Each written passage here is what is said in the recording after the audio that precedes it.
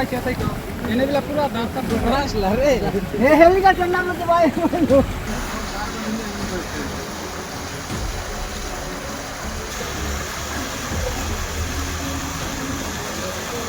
ঘুৰানি দেয় যে এনে বাইৰে পানি তখন অৱশেষত আমাৰ ৰক্ষা নহ'ল অহাব বজাৰৰ জামে মছজিদ। পূৰ্বৰ দক্ষিণ শালমাৰা সমষ্টি আছিল, বৰ্তমান নৱগঠিত বীৰসিং জৰুৱা সমষ্টি।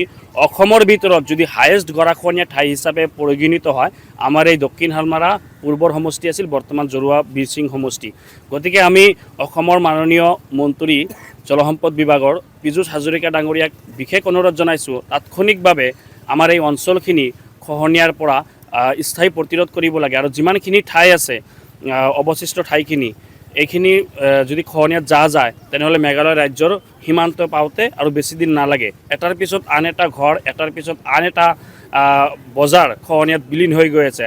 হেক্টৰে হেক্টৰে কৃষিভূমি খহনীয়াত গৈ আছে। শিক্ষা প্ৰতিষ্ঠান আদি কৰি ধৰ্মীয় প্ৰতিষ্ঠান খহনীয়াত বিলীন হৈ গৈ আছে।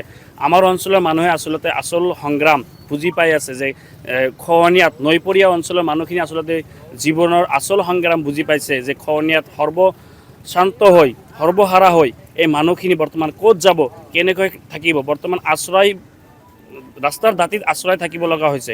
গতিকে আমি কৰজোৰ অনুৰোধ কৰিছোঁ মাননীয় হিমন্ত বিশ্ব শৰ্মা ডাঙৰীয়াক, আপোনালোকে আমাৰ অঞ্চলখিনি ৰক্ষা কৰি দিয়ক, নহ'লে আমাৰ বিকল্প বেলেগ জেগাত আমাৰ কোনো ঠাই নাই। অতি দৰিদ্ৰ এই অঞ্চলৰ মানুহ, দিন হাজিৰা কৰি কোনোমতে পৰিয়াল পোহপাল দিয়ে এই অঞ্চলৰ মানুহ। পৰিৱেশটো মানে বহুত কষ্টত আছে। তো মুখ্যমন্ত্ৰী ডাঙৰীয়াক কৈ আছোঁ, এইটা অলপ হেল্প কৰিলে মানে গাঁৱৰ মানুহগিলাৰ বহুত মানে চিন্তাত আছে, হেল্প কৰিলে ভালেই হ'ল হয়। তো মানুহ বহুত টেনশ্যনত আছে, ইমান ডাঙৰ নদী, মানে কোনো মুখ্যমন্ত্ৰী ডাঙৰীয়াৰ ঠাই কোনো হেল্প পোৱা নাই। মানে হেল্প হ'লে মানে চৰকাৰে কৰিলে চব কিছু কৰিব পাৰে, চৰকাৰে কামটো অলপ জলদি কৰিলে ভালেই হ'ল হয়।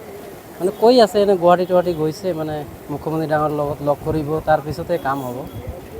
ওইটাই আপনাৰা সবাই দোয়া কৰিবা, মানে এইটা কামটা হলে ভালোই হবে। মানে গাঁৱৰ মানুহগুলো খুব টেনশনত চলি আছে। এইটা বহুত টেনশনেৰ বিষয়, মানে মানুহগিলা ইমান টেনশন কৰি আছে, ইমান ডাঙৰ নদী। এটা সৰকাৰে ছাড়া আৰ আল্লাহ পাক ছাড়া কাইও এটা হেল্প কৰিব পাৰবে না।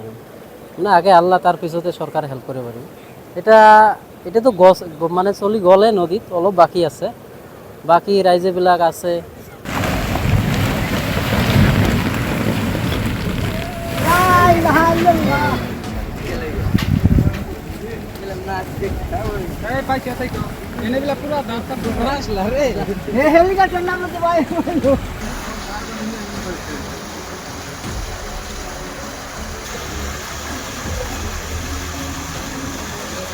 পানি ঘুরানি দেয় যে এনে বাইরে পানি তখন